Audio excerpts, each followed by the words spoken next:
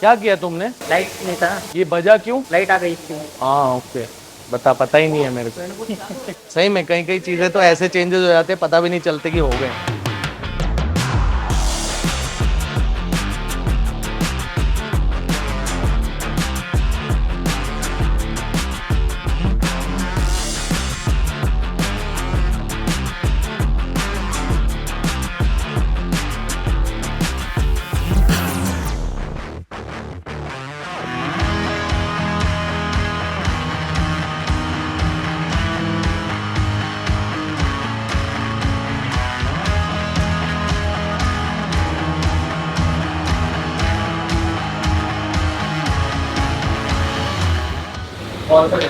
Hector नीचे जो आया है टीजीएस के लिए गाड़ी छोड़ी उन्होंने के लड़के को उन्होंने शायद पूछा कि गाड़ी छोड़ दी, कुछ रिसिप्ट लिया क्या, पेमेंट करके आया। तो अब जो अपन जॉब कार्ड देते हैं तो उन्होंने जो प्रीवियस एडवांस पे किया वो जॉब कार्ड में मेंशन होता है। इन्वेंट्री करेगा, जॉब कार्ड खोलेगा, फिर भेजेगा ना, टाइम लगता है। कॉल करके बोल रहे तुम इतनी बड़ी गाड़ी मैंने छोड़ दी, तुमने कुछ देना चाहिए, डिलीवरी नोट या कुछ तो देना चाहिए, रिसिप्ट। बोला सर मैं आपको एस्टिमेट दिया है, आप बोलते अगर मेरे को रिसिप्ट हो तो मैं वो भी दे देता था। अल्लाह खराब बात। Yes sir, good afternoon sir. I'm sorry that I have to bother you this way. Just today in the morning, with prior appointment, I have handed over my brand new vehicle. Vehicle handover करने के बाद एक delivery note तो बनता है। सुबह 10:30-11 बजे उन्होंने गाड़ी छोड़ी यहाँ पर। उनका बेटा लेके आया गाड़ी। दिव्यस ने उसे बोला भी कि ये टर्म्स एंड कंडीशंस है सर, एक बार पढ़ लीजिए सारा और फिर साइन कीजिए। उसने साइन कर दिया, तो वो ट्रस्ट है। वो बोले मेरे को परीक्षित राघव या अनिल सर से ही बात करनी है। तो मेरे से फिर बात हुई, तो मैंने कहा हमारा कोई गेट पास या डिलीवरी नोट का ऐसा कोई पॉलिसी नहीं है। सर्विस एस्टिमेट आपको जो दिया जाता है वही है कि हमने गाड़ी रिसीव कर ली है। सर डिलीवरी नोट हम लोग नहीं देते हैं, मतलब किसी भी कस्टमर को। Usually majority of the customer अपनी गाड़ी खुद छोड़ने आते हैं, और जब आदमी खुद छोड़ के जा रहा है तो सर्विस एस्टिमेट या इनवॉइस जो मिलता है वही हमारी तरफ से मिलता है। Moment you leave the vehicle, उसके 2-3 घंटे बाद गाड़ी का इन्वेंट्री होता है और आपका व्हाट्सएप ग्रुप बनता है। ऐसे कुछ हुआ नहीं है।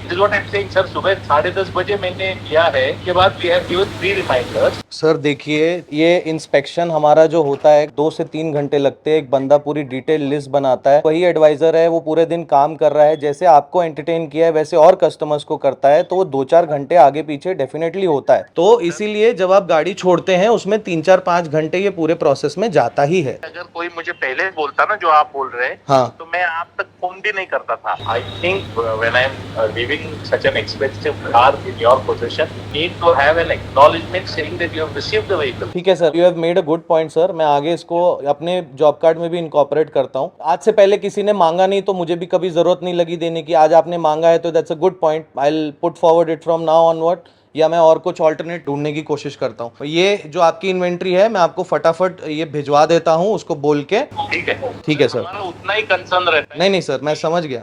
कल को ऑडियंस बेस भी बढ़ता है, लोग भी बहुत बढ़ते हैं। कहीं तुम पे ब्लाइंडली ट्रस्ट करते हैं और कहीं तुम पे वो ब्लाइंड ट्रस्ट नहीं करते। दोनों फेयर है। हम लोगों को सोल्यूशन ऐसा निकालना है कि कोई भी हमारे यहाँ पर आए तो उसे प्रॉब्लम नहीं होनी चाहिए। एक बात बता, गाड़ी 10:30 बजे सुबह छोड़ी है तो हमने अभी तक इन्वेंट्री क्यों नहीं किया है गाड़ी का? मेरे एडवाइजर है सर, मैं और योगेश। शुभम कहाँ है? शुभम छुट्टी पे है। सैटरडे तो वॉक इन भी बहुत ज्यादा है। कोशिश ये होनी चाहिए कि इन्वेंट्री वगैरह जितनी जल्दी हम कर सके उतनी जल्दी कर लें। हमें ट्रस्ट कर रहे हैं लोग, बट कहीं ना कहीं उनके मन में भी डाउट रहता है ना कि गाड़ी अब 5 घंटे उसकी 4 घंटे गाड़ी खड़ी है। तूने भी पूरे 100% देखी नहीं होगी, इंस्पेक्शन पूरी तो नहीं की होगी।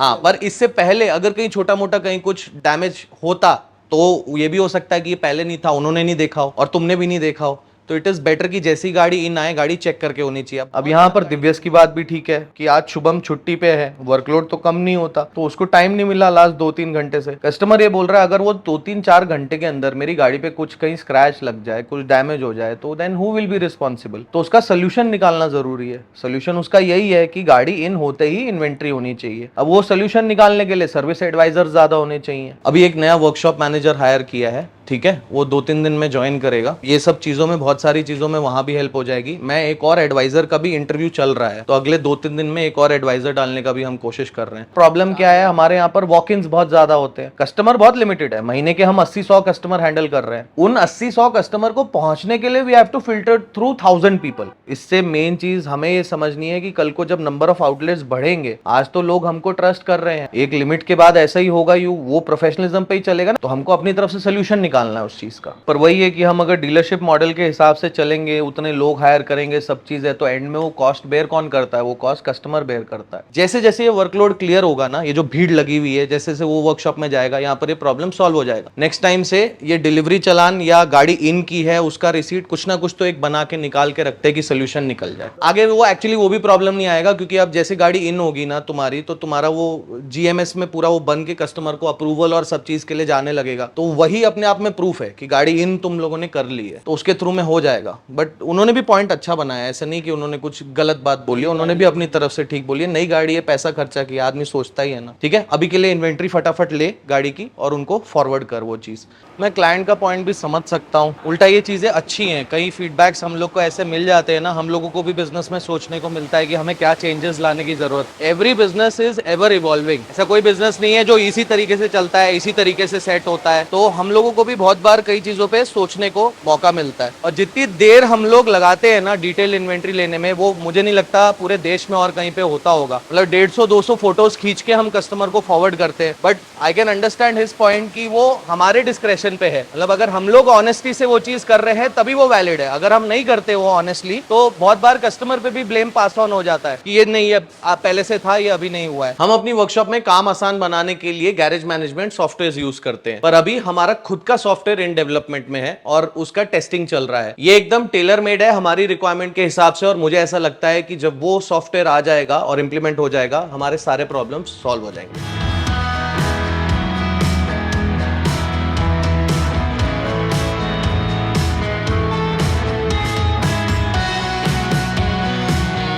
दो चीजें हैं, पहला तो मैं सोच रहा हूँ कि ये रूम को पीपीएफ रूम हटा दे, उधर जो हमने एक बेस सोचा था या जैसे वो दोनों बेस उसी में पीपीएफ करें। ये रूम को एक तो ट्रेनिंग और फ्रेंचाइज के लिए, और दूसरा एक्सपीरियंस सेंटर जो हम मशीनरी और सब रखने की बात कर रहे थे, और बैरिकेड प्रोडक्ट शोकेस करने की, वो ये रूम में होना चाहिए। एक छोटा एक्सपीरियंस सेंटर होना चाहिए। नए आउटलेट्स बहुत जल्दी आने वाले हैं, तो ट्रेनिंग के लिए तो डेफिनेट जगह लगने वाली है। साथ में हम लोगों को इस रूम में बैरिकेड प्रोडक्ट्स भी रखने हैं, और बहुत सारा इक्विपमेंट है जो टेस्टिंग के लिए यूज होता है, वो भी यहाँ पर आने वाला है। एक डेडिकेटेड कमरा तो लगने ही वाला है, और इससे अच्छा कमरा मेरे ध्यान में तो फिलहाल नहीं आ रहा है। कल को हम कोई टेस्टिंग कर रहे हैं, कोई वीडियोज में दिखा रहे हैं, कुछ भी है, तो बोर्ड तो है यहाँ पर। फ्रैंचाइज भी अब जैसे 2-3 क्लोज हो रहे हैं, तो वो हिसाब से उनको ट्रेनिंग भी लगेगी, तो हम कहाँ बैठ के देंगे? पहले तो ऊपर ऑफिस में बैठ के देते थे, बट वो उतना होता नहीं है ना। मैं साथ में बैठ के कैसे टेबल पे आर पार समझा रहे हैं। तो इधर के जो 2 बेस है सेरामिक के, वो पीपीएफ में कन्वर्ट करें। बाजू वाले जो 2 बेस है, वहां पर सेरामिक एप्लीकेशन हो जैसे हो रहा था, जो कंपाउंडिंग पॉलिशिंग होता है वो पूरा सामने शिफ्ट हो जाए। तो एक रूम को थोड़ा प्रॉपरली बनाना पड़ेगा, और इधर के लिए मैंने तुमको इसलिए बुलाया है, यहाँ पर एक टेबल बनाना है। वर्क टेबल कैसा रहता है, तो एक सब्सक्राइबर है हमारा वाघोली में, उसका फर्नीचर का काम है, तो उसका मेल आया था मुझे, तो मैंने उसको भेजा था। इस तरीके से एक 6x2 नहीं तो 8x2 यहाँ का मेजरमेंट ले लेते हैं, और ऐसा एक टेबल यहाँ पर बनाना है जिसपे हम सारा बैरिकेड के जो मशीनरी है प्रोडक्ट टेस्टिंग की, और इवन बैरिकेड के सैंपल प्रोडक्ट्स वगैरह, वो है रूम में हम ठीक ढंग से लगा के दिखा सके। और यहाँ पर फिर गाड़ी फिर भी आएगी, अब जब ट्रेनिंग वगैरह देंगे तो यहाँ गाड़ी तो लगेगी, बट यहाँ बंदे बैठ गए चेयर लगा के, और यहाँ पर हमने गाड़ी पे डेमो कर लिया, और वो सब चीजें यहाँ हो जाएंगी। ये रूम को एक बार वापस चाहिए तो पेंट वेंट कर देंगे अच्छे से। इस रूम को ट्रेनिंग रूम और एक्सपीरियंस सेंटर बना के हम लोगों को काफी सहूलियत हो जाएगी। ऑलरेडी पीपीएफ का काम भी हम लोग बढ़ाने की कोशिश कर रहे हैं, और साथ ही साथ हम लोग ने दूसरा वर्कशॉप जो शुरू किया है, वहां पर भी नंबर ऑफ व्हीकल्स बढ़ रहे हैं। यहाँ पर ट्रेनिंग देने के लिए और वीडियोस बनाने के लिए, दोनों के लिए ये वाला रूम बहुत अच्छे से यूज हो जाएगा। फ्यूचर को कंसिडर करते हुए मैं ये चेंजेस अब यहाँ पर करवा रहा हूँ। मुझे 100% तो नहीं पता है कि क्या ये कंप्लीटली यूजफुल होने वाला है या नहीं, बट ट्राई करना बनता है। देख के बताना। ऊपर जो अपनी मशीनरी है, अगर वो मैंने यहाँ रखी, ये है 6 फीट एग्जैक्ट, 6 फीट के अंदर का टेबल होगा, 6 फीट में सारी बैठ जाएगी क्या? ठीक है। दूसरा, यहाँ पर अपने बैरिकेड के सारे प्रोडक्ट्स, पीपीएफ का एक रोल हो गया, 2 या 3 जो भी रोल हो गए, सिरेमिक के डब्बे हो गए, साउंड इंसुलेशन के डब्बे हो गए, तो वो सारे एक ऐसा डिस्प्ले बनाने के लिए, फ्रैंचाइज के लिए भी अच्छा रहेगा उनके लिए। और ऐसा एक रूम तो वहां भी ऑफिस कहीं तो बनाएंगे ही ना। वो ये 10 फुट से 1 इंच कम आ रहा है, और उधर 6 फीट।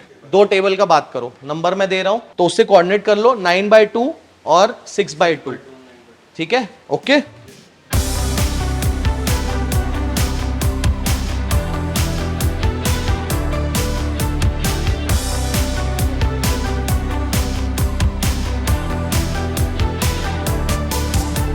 अच्छा एक तो मैं ये एक चीज क्लियर कर दूं, जो भी ज्वाइन कर रहा है उसको यूनिफॉर्म मिलना, और उसको मेरे को बिना यूनिफॉर्म के लड़के नहीं दिखने चाहिए, तो उतना वो करवाना कोऑर्डिनेट दीपांकर से करके लेना, वो तुम्हारे ड्यूटी है। उसमें एक इशू है कि जैसे आते हैं 2 दिन काम करते भाग जाते हैं, तो उनका यूनिफॉर्म फिर वो एक बार यूज हो गया, कितना भी धोने के बाद भी वो रहता है ना, यूज भी होता है। दे दो टी शर्ट, दे दो टी शर्ट का कुछ नहीं यार। देख कहीं पॉलिसीज बनानी बहुत जरूरी है, अगर कल को एक्सपैंड कर रहे हैं वही सब सेम चलेगा, तो जब यही नहीं चल रहा तो वहां कैसे? फ्लोर पे आया मतलब चाहिए, मैंडेटरी। मैं सेफ्टी शूज का भी एस्टिमेशन निकलवाता हूँ। आज तक हम हमेशा एक वर्कशॉप ही थे, अब हम इस बिजनेस को बड़ा करने की कोशिश कर रहे हैं। अब जब बिजनेस बड़ा होता है तो यूनिफॉर्मिटी आनी बहुत जरूरी है। टीम सेफ्टी प्रोटोकॉल्स फॉलो करेगी और यूनिफॉर्म पहनेगी तो सब एक जैसे लगेंगे। जो लोग इस वर्कशॉप में आएंगे और आगे जो खुलने वाले स्टोर है वहां पर भी जब जाएंगे तो उनको एक बेटर एक्सपीरियंस मिलेगा। मेरा ऐसा मानना है कि ये बहुत जरूरी है और हमें इंप्लीमेंट करना भी चाहिए, not just for our benefit but इसमें एम्प्लॉइज का भी बहुत बेनिफिट है। We have to set up an example for all the upcoming workshops. देखो एचआर का पॉइंट ही यही है, ये पॉलिसीज इंप्लीमेंट होनी चाहिए। अगर हम यहाँ नहीं कर पाए इंप्लीमेंट तो आगे चल के हम कहाँ दूसरे आउटलेट्स में क्या इंप्लीमेंट होंगे? मैं मेरे फ्रेंचाइज को कल को जाके बोलूंगा ना कि तेरे लड़कों को सेफ्टी शूज पहना, बोलेगा तुम्हारे यहाँ पे नहीं पहनते। सेफ्टी ग्लासेस है, वेल्डिंग हेलमेट है, गॉगल्स हैं, सब कुछ है। आधे लोग पहनते, आधे लोग नहीं पहनते। As HR it is your duty to make sure it is being implemented. ये पॉलिसीज एक बार खड़े करके बोल दो और समझाओ तुम्हारी सेफ्टी के लिए। कल को ग्राइंडर अगर चल के व्हील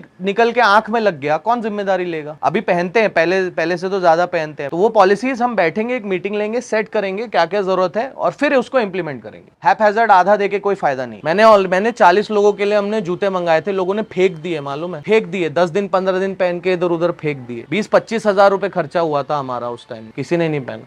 या हमारी प्रॉब्लम्स फिर इतनी सारी थी कि हमने भी बोला ठीक है मूव ऑन फ्रॉम दैट, बाकी चीजें भी देखनी है। पर now that you are also in place we have to make sure that this is a very worker friendly environment. But वो चीज इंप्लीमेंट करनी है हमको, और वही चीज आगे भी इंप्लीमेंट करानी है हमको। तो वेंडर ढूंढो, सैंपल्स मंगाओ, तुम टेस्ट करो, मैं करूं, 1-2 दिन पहन के 1-2 जोड़ी देखेंगे, सबके साइज मेजरमेंट उससे करवाएंगे और उस हिसाब से फिर जूते ऑर्डर करेंगे।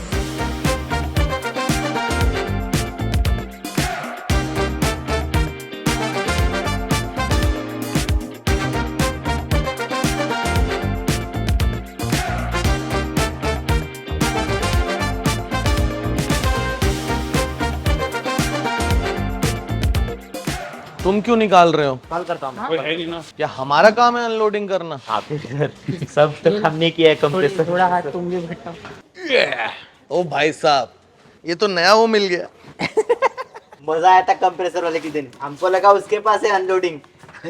नहीं ये ज्यादा भारी नहीं है। बट ये नीचे से क्या जोड़ा हुआ है क्या बॉक्सेस? कुछ नहीं, आना तू पकड़ रहा है? हाँ। चला रख दे। हम लोगों ने सारे हैंड टूल्स रिसीव किए हैं अभी। ये पूरा ऑर्डर दिया था नए इक्विपमेंट का। आज बंद हो गई वर्कशॉप, लेट आया थोड़ा सा, बट ठीक है, हम बोले थे कि आज रिसीव कर ही लेंगे, कल से काम शुरू कर सकेंगे ना। स्टाफ बढ़ चुका है ऑलरेडी और टूल कम पड़ रहे हैं, कितने दिन रोक सकते हैं उसको हम, तो इसलिए हमने रात को मंगवा लिया आज सारे।